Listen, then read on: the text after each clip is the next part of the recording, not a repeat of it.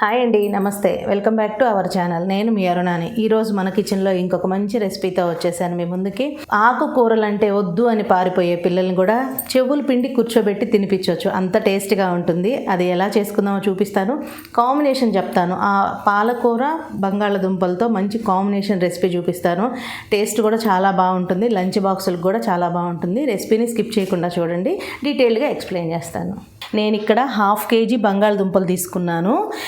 పొట్టు తీసి పెట్టుకొని ఇలా కొంచెం పెద్ద పెద్ద పీసెస్లా కట్ చేశాను. పాలకూర వచ్చి ఒక పెద్ద సైజు కట్ట తీసుకున్నాను, అంటే మన గుప్పెడితో 2 గుప్పెళ్ళ పైనే ఉంటుంది ఆకు. ఇలా సన్నగా కట్ చేసి పెట్టుకున్నాను.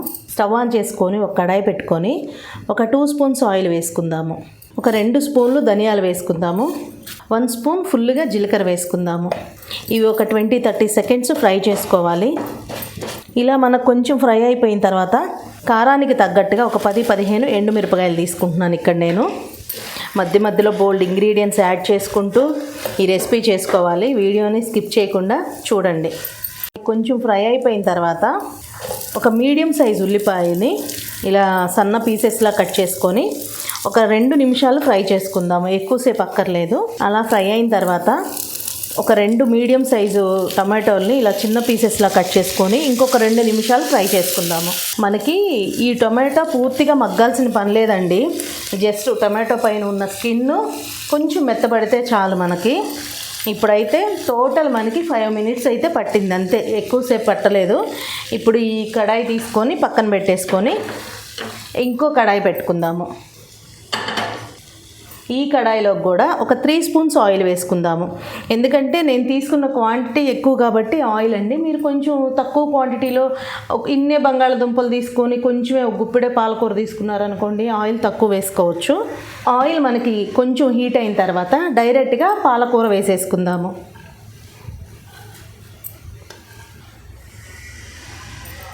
ఎప్పుడూ తినే ఆలూ ఫ్రై కాకుండా ఇలా ఆలూ ఫ్రై చేసి పెట్టామంటే టేస్ట్ బాగుంటుంది. మనకి ఇంట్లో పిల్లలు హెల్దీ ఫుడ్ పెట్టాము అంటే తినరు కదా, అలాంటి పిల్లలకి ఆకుకూరలు ఇలా మ్యాజిక్ లాగా కర్రీస్ చేసి పెట్టవచ్చు.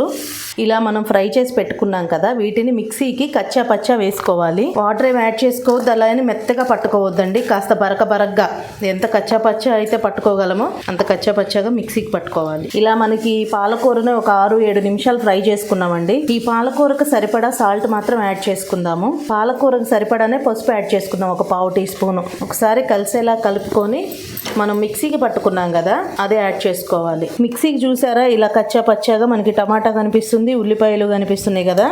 ఇప్పుడు దీన్ని యాస్టీస్గా పాలకూరలో వేసేసుకుందాం.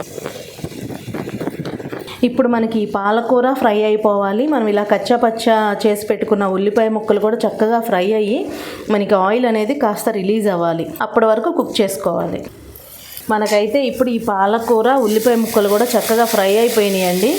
మనం వేసిన ఇంగ్రీడియంట్స్ అన్నీ చక్కగా కనిపిస్తున్నాయి కదా. పాలకూర అనేది మనకి త్వరగానే ఫ్రై అయిపోయిద్దండి. ఉల్లిపాయలు కూడా మనకి చక్కగా ఫ్రై అయిపోయినాయి, ఆయిల్ పైకి రిలీజ్ అయింది కదా.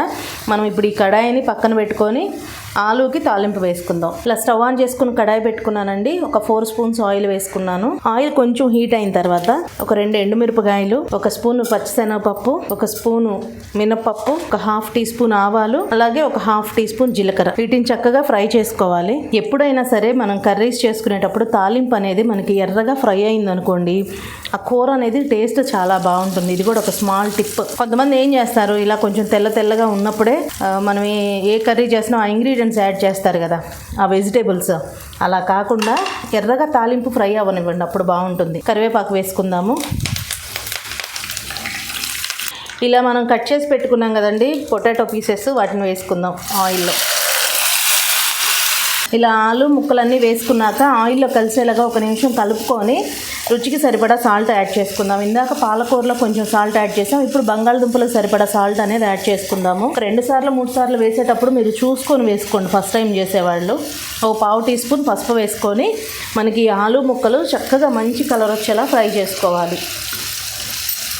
వెంటనే పసుపు ఉప్పు వేయటం వల్ల ఏమవుతుందంటే ముక్క చప్పదనం లేకుండా ఉంటుంది, ఆలు పీసు మనకి కొంచెం క్రిస్పీలా వస్తుంది. కొంచెం మూత పెట్టుకొని కుక్ చేసుకుంటే మనకి త్వరగా మగ్గిపోతాయి. హై ఫ్లేమ్లో పెట్టుకొని కుక్ చేసుకుందాం.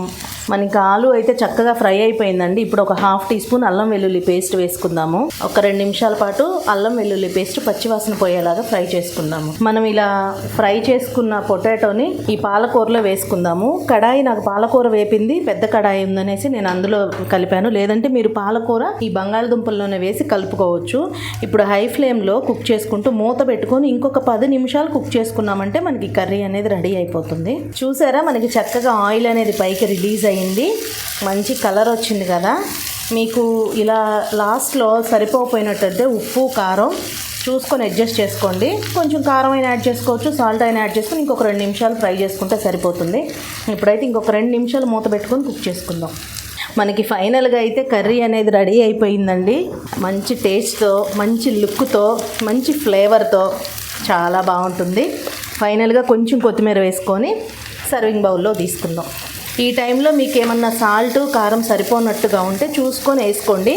నేను వేసిన ఎండుమిరపకాయలు స్పైసీ నాకు సరిపోయింది. ఇప్పుడైతే సర్వింగ్ బౌల్లో తీసుకుందాం. మంచి ఫ్లేవర్తో గుమగుమలాడే రెసిపీ మీకు చూపించానని అనుకుంటున్నాను. నచ్చిందా? మీకు నచ్చినట్టయితే మీరు కూడా ట్రై చేయండి. మీకు ఎలా వచ్చిందో మీ ఫీడ్బ్యాక్ నాకు కామెంట్ సెక్షన్లో కామెంట్ చేయండి. ఆలూతో ఇంకేమైనా వెరైటీ రెసిపీస్ మీకు కావాలి అంటే కామెంట్ సెక్షన్లో కామెంట్ చేసి నేను ఆ రెసిపీ చేసి చూపిస్తాను. మీకు కనుక నేను చేసిన ఈ రెసిపీ నచ్చినట్టయితే లైక్ చేసి షేర్ చేసి మన ఛానల్ని కొత్త వాళ్ళు ఎవరైనా చూస్తుంటే తప్పకుండా సబ్స్క్రైబ్ చేయండి.